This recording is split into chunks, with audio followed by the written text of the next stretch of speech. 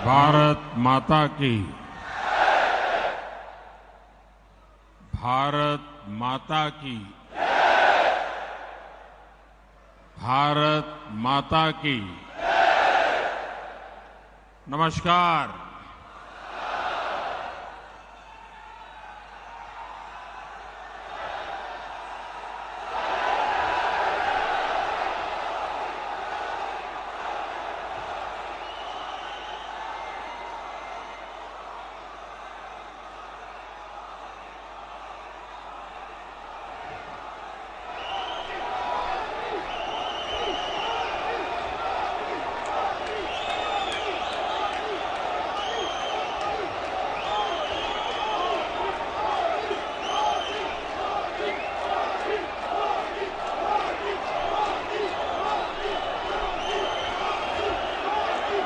भारत माता की। मध्य प्रदेश की धरती भाजपा को दुनिया का सबसे बड़ा राजनीतिक दल बनाने में इस धरती की बहुत बड़ी भूमिका है।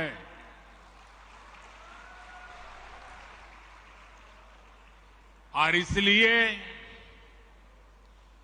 ऐसी ऊर्जावान मध्य प्रदेश की धरती पर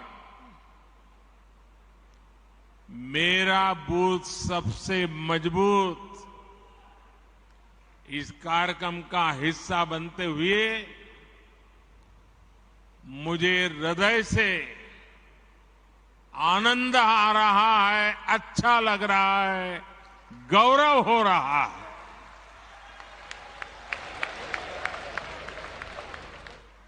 अभी कुछ ही देर पहले ही मुझे देश के 6 राज्यों को जोड़ने वाली 5 वंदे भारत ट्रेनों को एक साथ हरी झंडी दिखाने का अवसर भी मिला है।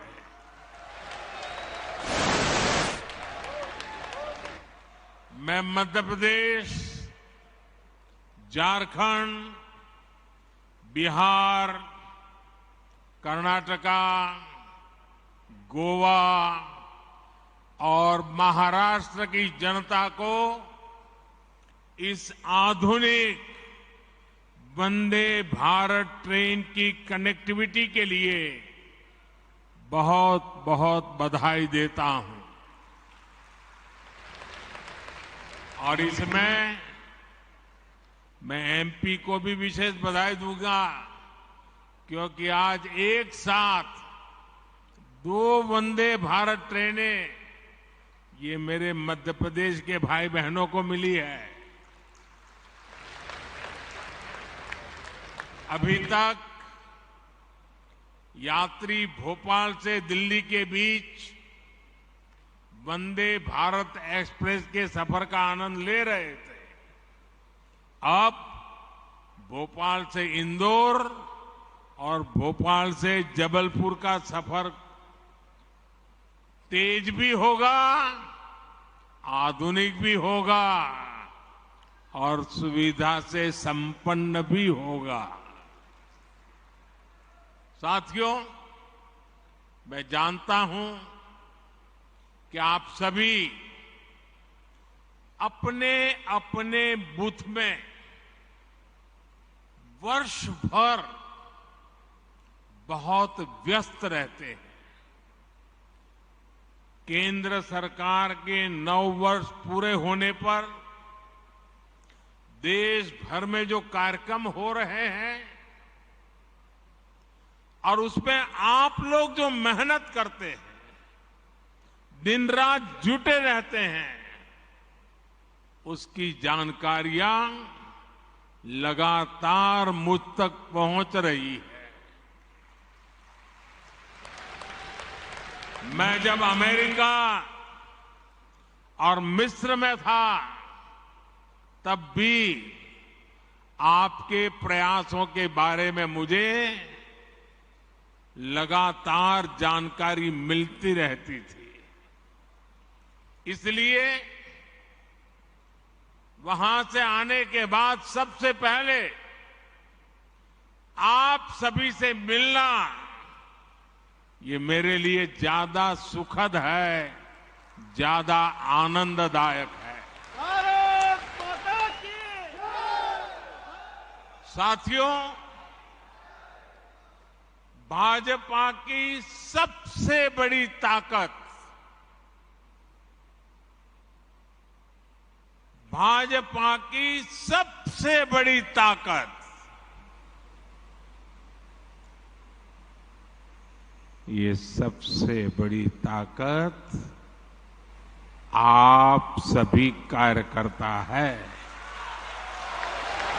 मोदी मोदी मोदी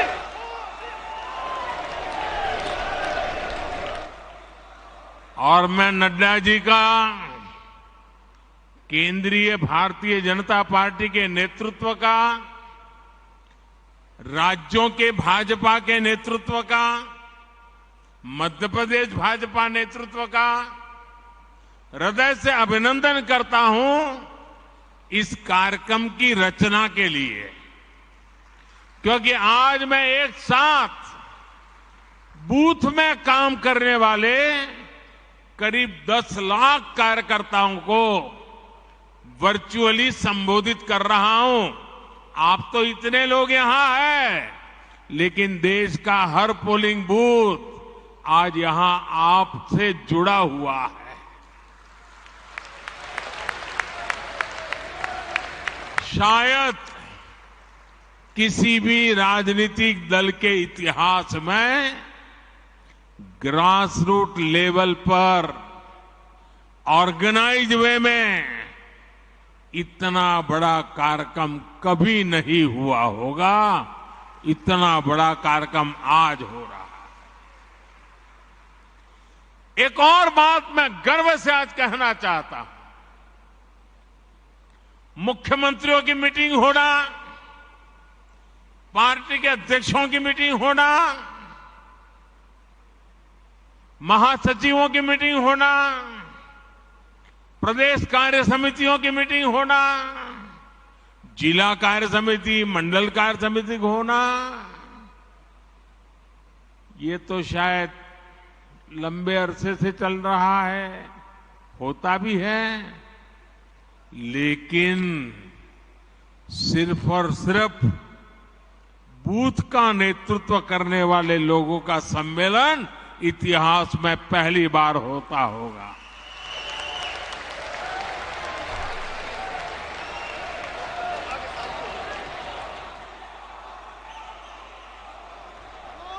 साथियों, आप सिर्फ बीजेपी ही नहीं, आप सब सिर्फ दल ही नहीं, देश के संकल्पों की सिद्धि के भी मजबूत सिपाही है। भाजपा के हर कार्यकर्ता के लिए देश हित सर्वोपरि है। दल से बड़ा देश है। जहां दल से बड़ा देश हो, ऐसे कर्मठ कार्यकर्ताओं से बात करने के का मेरे लिए भी एक मंगल अवसर है। मैं भी बहुत उत्सुक हूं। मुझे नड्डा जी ने बताया कि मोदी जी आज भाषण तो बाद में, आज कुछ सवाल जवाब हो जाए।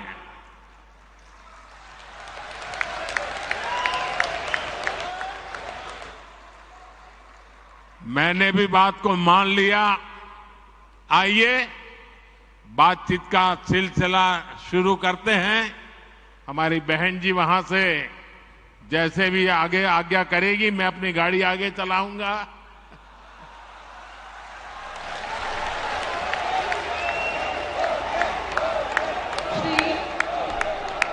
पटेल, दमोह, मध्य प्रदेश। श्री राम पटेल, दमोह, मध्य प्रदेश। किस तरफ है?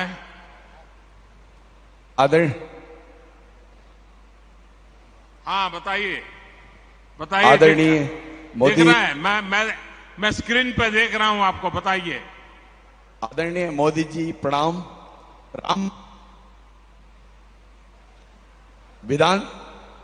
राम पटेल दमोह से टिकट का प्रभारी हूं। बूथ 171 दमोह से आपको प्रणाम करता हूं। आपसे मैं प्रश्न करना चाहता हूं। आपने भी खुद मंडल स्तर पर तक कार्यकर्ता बन करके काम किया है। ऐसे में आप राजनीति के अतिरिक्त सामाजिक जुड़ाव को कैसे देखते हैं? आपसे पूछना चाहता हूं आदरणीय प्रधानमंत्री जी। एक तो मुझे अच्छा लगा कि आप रोज की राजनीति की आपाधापी के बजाय किसी और दिशा में सवाल को लाए हैं। आप बैठिए, मेरा जवाब थोड़ा लंबा हो जाएगा। आप बैठिए आराम से।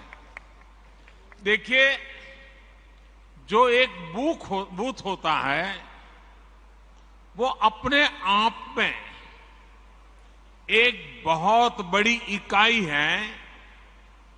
हमें कभी भी बूथ की इस इकाई को छोटा नहीं समझना चाहिए। हमें अपने बूथ में राजनीतिक कार्यकर्ता से भी ऊपर उठकर समाज के लिए सुख दुख के साथी के रूप में अपनी पहचान बनानी चाहिए। और बहुत सी ऐसी चीजें होती हैं जिसमें जमीन का फीडबैक बहुत जरूरी होता है। जो बूथ के हमारे साथी हैं वे इसमें बहुत बड़ी भूमिका निभाते हैं। प्रधानमंत्री भी या मुख्यमंत्री भी अगर कोई सफल नीति बनाता है तो मान लेना किसी न किसी बूथ के कार्यकर्ता के दी हुई जानकारी की ताकत बहुत बड़ी होती है। हम भारतीय जनता पार्टी के कार्यकर्ता उनमें से नहीं है जो एयर कंडीशन कमरों में बैठकर पार्टियां चलाते हैं और फतवे निकालते रहते हैं। हम तो वो लोग हैं जो गांव-गांव जाकर गर्मी हो, बारिश हो, कड़कड़ाती ठंड हो, हर मौसम, हर परिस्थिति में जनता के बीच जाकर के खुद को खपाने वाले यहां लोग हैं। और इस वजह से बूथ का बहुत मजबूत होना बहुत स्वाभाविक है। मुझे याद है कि अगर ये बूथ कमेटी नहीं होती तो शायद ही कभी उज्ज्वला योजना का विचार ही नहीं आता। साथियों, ये आपकी निरंतर कोशिश होनी चाहिए, क्योंकि गांव से कार्यकर्ताओं ने मुझे उज्ज्वला गैस योजना के विषय में समझाया। बाद में वो नीति बन गई और गरीब के घर तक गैस का चूल्हा पहुंच गया। साथियों, भाजपा की बूथ कमेटी की पहचान सेवा से होनी चाहिए। बूथ के अंदर रोज आंदोलन संभव नहीं है, तू मैं संभव नहीं है। और इसके लिए बूथ की अंदर भाजपा की पहचान सेवाधारी की होनी चाहिए, सेवा भाव की होनी चाहिए। और इसके लिए छोटे छोटे समझे जाने वाले काम जो लोगों को बहुत छोटे लगते हैं लेकिन बहुत उपयोगी होते हैं। अब जैसे गांव में कहीं न कहीं तो आपको बैठने की वो जगह होगी, किसी पेड़ के नीचे बैठते होंगे, किसी चाय के ठेले के पास जाके बैठते होंगे। क्या कभी आपने सोचा है कि सुबह अखबार पढ़ लिए, शाम को दोपहर के बाद वहां जाएंगे, एक खटिया में सारे अखबार लगा देंगे और गांव वालों जिसको भी अखबार पढ़ना होगा वहां आएगा, बैठेगा, अखबार पढ़ेगा, देश और दुनिया की बात करेगा। आपने तो अखबार पढ़ लिया था, लेकिन वो अखबार अब पूरे बूथ के लोगों के काम आ रहा है। देखिए, कोई खर्चा नहीं, वो आपको आपका नेता मानने लग जाएगा कि नहीं मानने लग जाएगा। कभी कभी हम अखबार में एडवर्टाइजमेंट देखते हैं, भारत सरकार की एडवर्टाइजमेंट आती है, राज्य सरकार की एडवर्टाइजमेंट आती है, अपने पार्टी के नेताओं की तस्वीर उसमें होती है।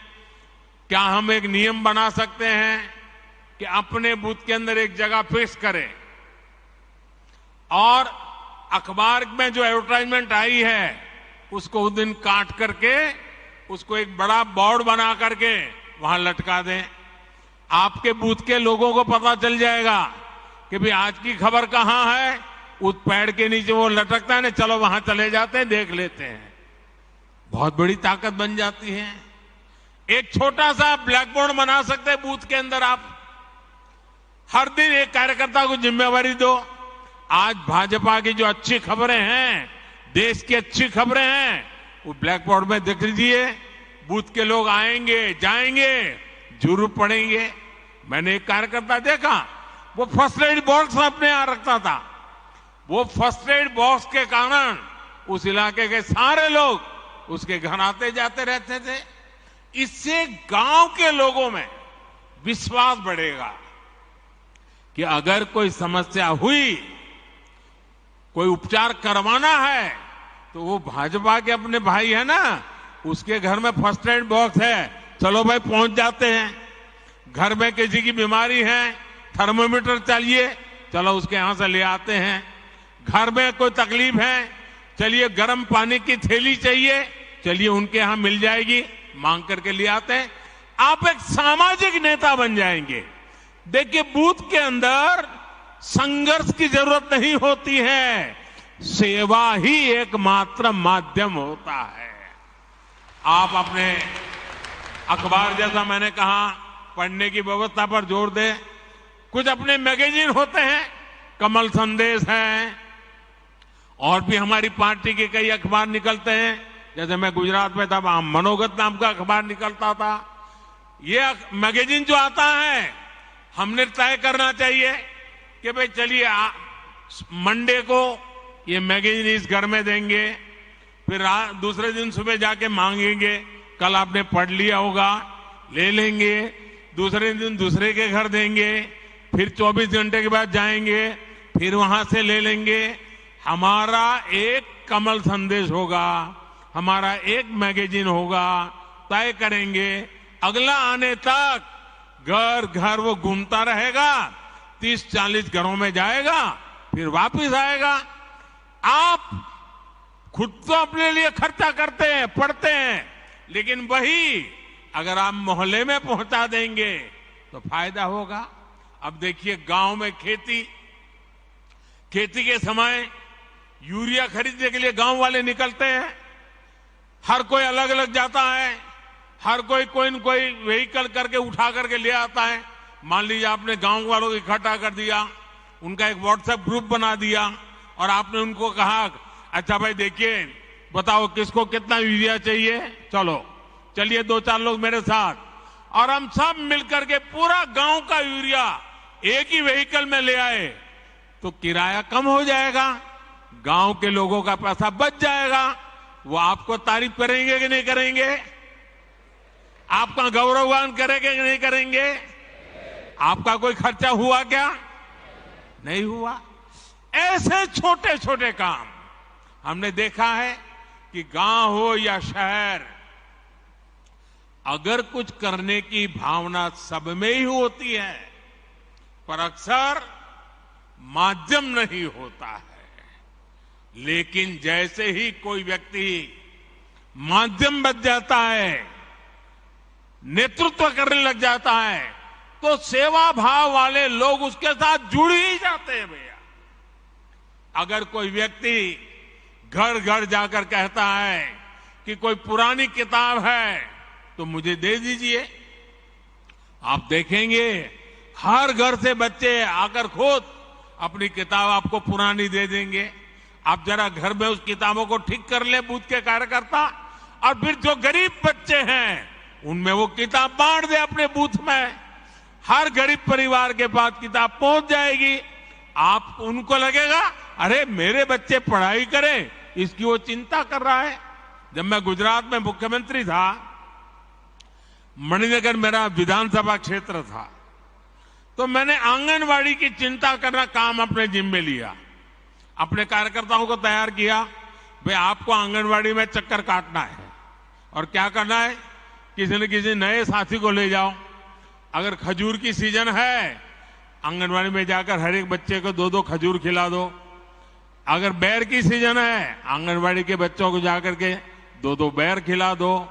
अगर कोई अच्छी टॉफी आ गई है, 2-2 टॉफी जाके, न्यूट्रिशन का प्रॉब्लम भी सॉल्व होगा, उन गरीब परिवारों से भी दोस्ती बन जाएगी। और इस इलाके में कोई जाने या न जाने आप निकलेंगे, हर बच्चा आपको जानता होगा। ये एक बहुत बड़ी ताकत बन जाती है साथियों। इस ताकत पर हमें जोर देना चाहिए, और ये जितना करेंगे, हमें गांव गांव में, शहर में, कस्बे में जाकर इस तरह से काम करते रहना चाहिए। तब जाकर के हमारे बूथ की ताकत बनती है। जब आप जनता से जुड़े ऐसे छोटे छोटे काम करोगे, तो मुझे पक्का विश्वास है पूरे बूथ में कोई परिवार ऐसा नहीं होगा जो आपसे दूरी करेगा, वो आपसे नहीं जुड़ेगा। आपकी पहचान एक भाजपा के कार्यकर्ता से आगे बढ़कर एक समाज सेवक की तरह बने, इसके लिए बूथ के अंदर लगातार काम करना चाहिए। और यहां से आप बूथों में जाने वाले हो, अलग अलग बूथ में रहने वाले हो, वहां जरूर जाकर के इन चीजों का प्रयोग कीजिए। आप देखना, आपकी तरफ देखने का, आपके बूथ के कार्यकर्ताओं की तरफ देखने का पूरा दृष्टिकोण बदल जाएगा। आइए, कुछ और साथी भी पूछना चाहते हैं, अगले सवाल पर चलते हैं। अगला प्रश्न Shri Salla Ramakrishnan, Andhra Pradesh. Good morning sir, my name is Salla Ramakrishna, Araku parliament district. कहां से बोल रहे हैं भाई? हाँ, दिखाई दिया। हाँ, बोलिए। नमस्ते। हाँ, my name is Salla Ramakrishna sir, screen पे आपको देख अरकू रहा हूं। Parliament district. एक आराम से फिर से बताइए, जरा आराम से सवाल बताइए। Salla Ramakrishna sir, Araku parliament district sir. I belongs to tribal community, Pader Assembly, booth number 281 sir. My question to you sir, our government is doing so much activities in India level sir, in village level also. As worker as a BJP, I want to ask how to go to the field to contribute in this process sir. बैठिए। आप काम तो कर ही रहे, कहीं ज्यादा काम करने के लिए कह रहे हैं।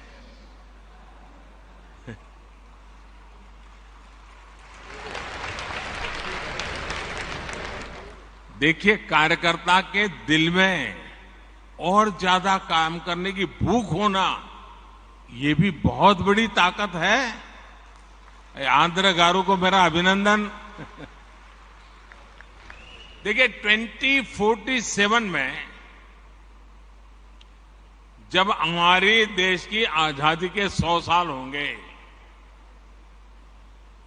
और हम देश को विकसित भारत बनाना चाहते हैं, लेकिन भारत विकसित तभी होगा जब गांव विकसित होगा।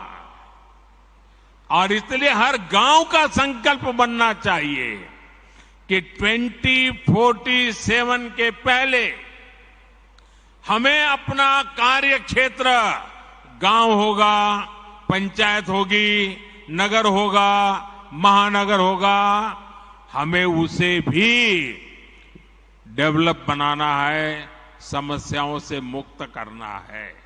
और इसके लिए छोटे छोटे प्रयास ही बहुत बड़ी असर दिखा सकते हैं। जैसे कि हमारा गांव कैसे हरा भरा हो, कैसे गांव में स्वच्छता को लेकर हम अलग अलग कार्यक्रम शुरू कर सकते हैं, हम गांव में सोलर को कैसे बढ़ाएं, सोलर एनर्जी की गांव में कैसे आदत डालें। आज भारत सरकार सोलर एनर्जी पर इतना जोर दे रही है, हमारे भाजपा बूथ कार्यकर्ता ये ठान ले कि अगर किसी गांव में 100 घर है तो अगले 2 साल में वहां सौर ऊर्जा का ज्यादा से ज्यादा उपयोग हो।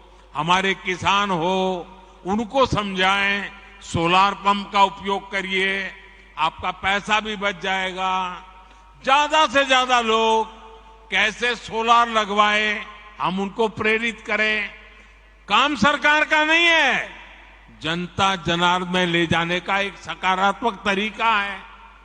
उसमें बैंकों से जो कैसे मदद मिलती है, उनको बैंकों से मदद कैसे दिलवाए, आर्थिक सहयोग बैंकों से मिलता है, उन तक कैसे पहुंचे, उनको इनकी जानकारियां हम कैसे दें। आप जानते हैं केंद्र सरकार के प्रयासों से स्कूलों में ड्रॉप आउट रेट बहुत तेजी से कम होता जा रहा है। लेकिन फिर भी भाजपा कार्यकर्ता ये सोचे कि मैं जिस बूथ में काम करता हूं वहां कोई ड्रॉप आउट नहीं होगा, बेटा हो या बेटी 100% पढ़ेंगे, इसके लिए मैं काम करूंगा। मुझे बताइए, भाजपा के कार्यकर्ताओं को काम करना चाहिए कि नहीं करना चाहिए? आपका बूथ मजबूत होगा कि नहीं होगा? आपके गांव में से अशिक्षा जाएगी कि नहीं जाएगी? कोई बच्चा अगर बीच में स्कूल छोड़ रहा है, हम उसको पहचान ले, उसको मिलने जाए, उसके माँ बाप को मिलने जाए, उसको स्कूल ले जाए, सेवा भी होगी, भाजपा का काम भी हो जाएगा। अगर उसको कोई आर्थिक परेशानी है, किताब नहीं है, लिखने के लिए नोटबुक नहीं है, आप गांव के 2 लोगों से कहेंगे आओ भाई इन 2 बच्चों के लिए भी 2 नोट ले आइए, उनको यूनिफॉर्म नहीं है, आओ भाई 2 बच्चों के लिए यूनिफॉर्म ले आओ। आप देखिए धीरे धीरे आप परिवर्तन ले आएंगे। अब कुछ बच्चे कुपोषित होते हैं, हम गांव के अंदर कुपोषण कैसे मिटा सकते हैं? मैंने अभी बताया मेरा मणिनगर का अनुभव, हम गांव के लोगों को ले जा सकते हैं। इतना ही नहीं, किसी को कहेंगे भाई जन्मदिन आंगनवाड़ी में मनाओ, आपके पिताजी की मृत्यु की तिथि है आंगनवाड़ी में मनाओ, आपकी शादी की सालगिरह है आंगनवाड़ी में मनाओ, घर से कुछ बना करके ले आओ, चलो इन 30-40 बच्चे होते हैं खिलाओ, कुपोषण भी जाएगा और उनको अपना जन्मदिन मनाने का आनंद भी आएगा।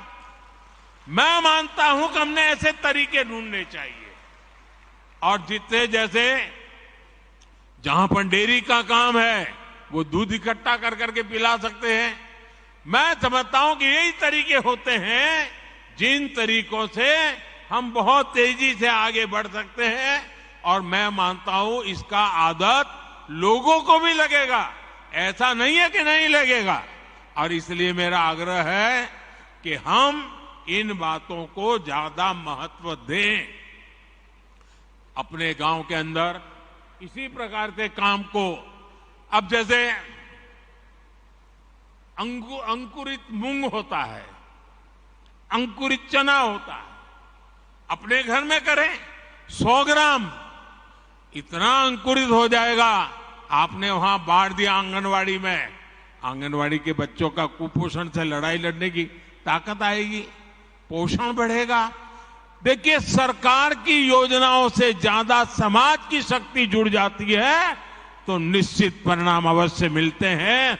और हम चाहते हैं कि 2047 भारत को विकसित बनाना है, तो ऐसी हर छोटी चीजों को, हर समस्या से हमें मुक्ति लेना नहीं है। वो और मुक्ति हम लाएंगे तो हम परिणाम लाएंगे। आप जानते हैं कि देश में नई नेशनल एजुकेशन पॉलिसी बनी है। उसमें एक बात कही गई है कि बच्चों को प्रैक्टिकल नॉलेज, पढ़ाना कम, सीखना ज्यादा, टीचिंग नहीं लर्निंग।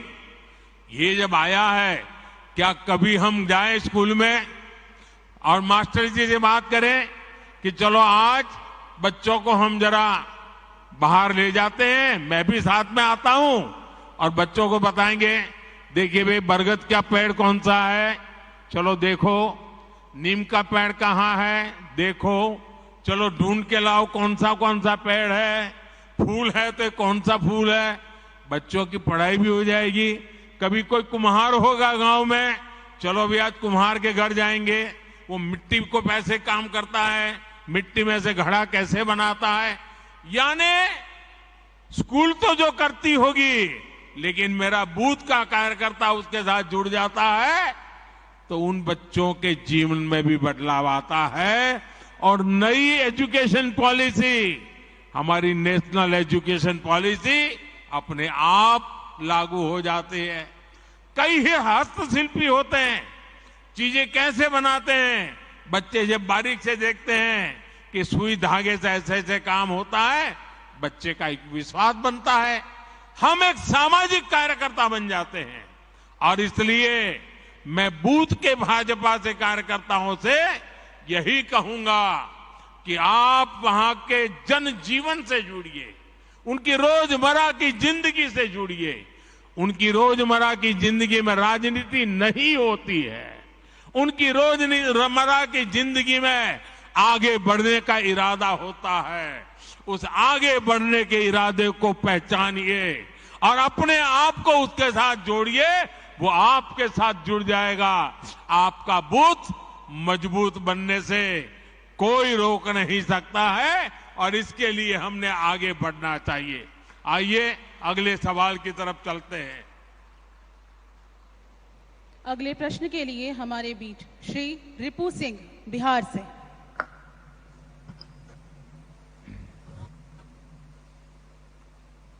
बताइए।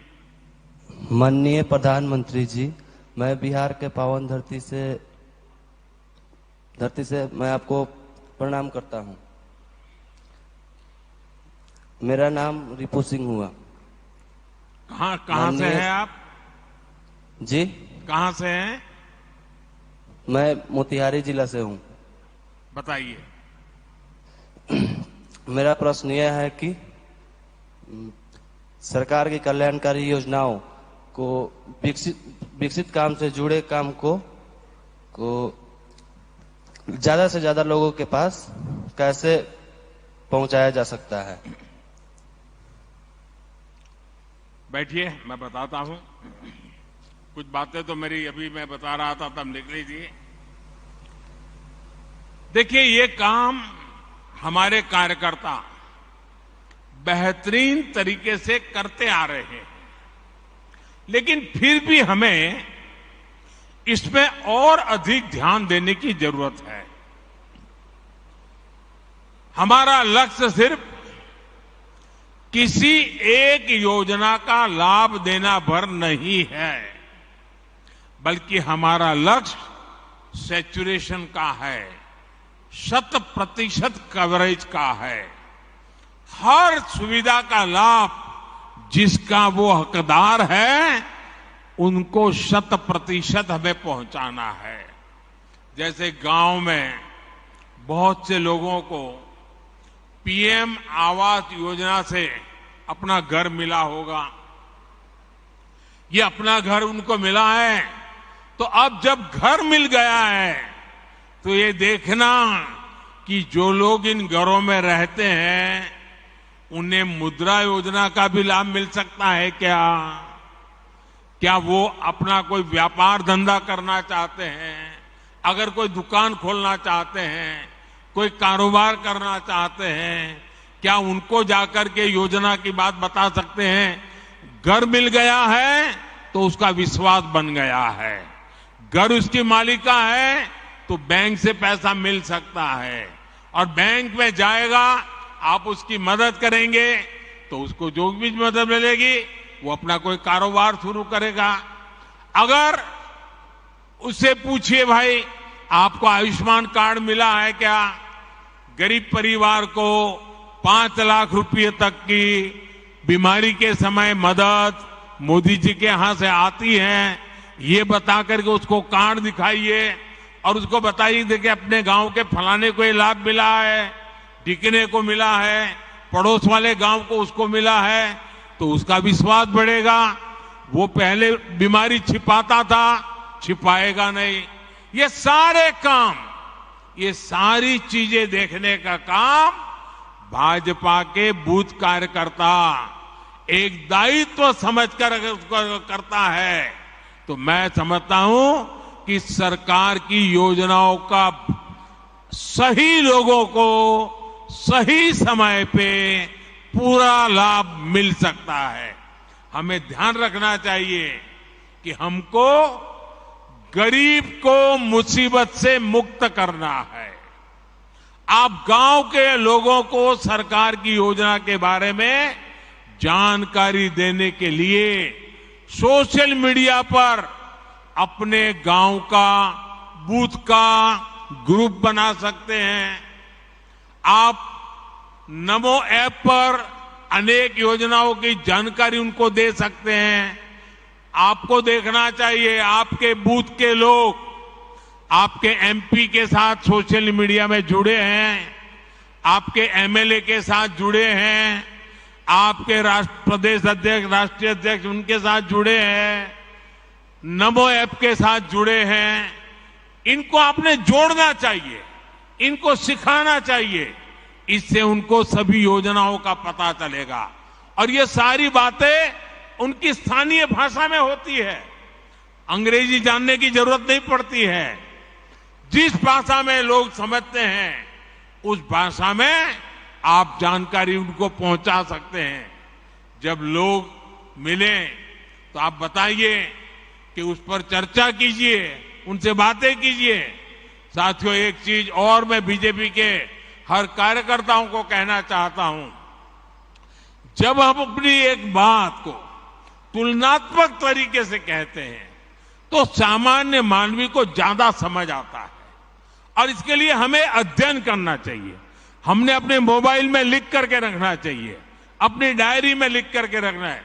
जब हम गैस कनेक्शन की बात करते हैं तो याद दिलाते हैं कि पहले इसी के लिए गैस कनेक्शन के लिए कहां कहां चक्कर काटना पड़ता था, किसकी सिफारिश लानी पड़ती थी, कितना भ्रष्टाचार करना पड़ता था। ये मोदी जी आए तब से सारा गया और आपको पहुंच रहा है।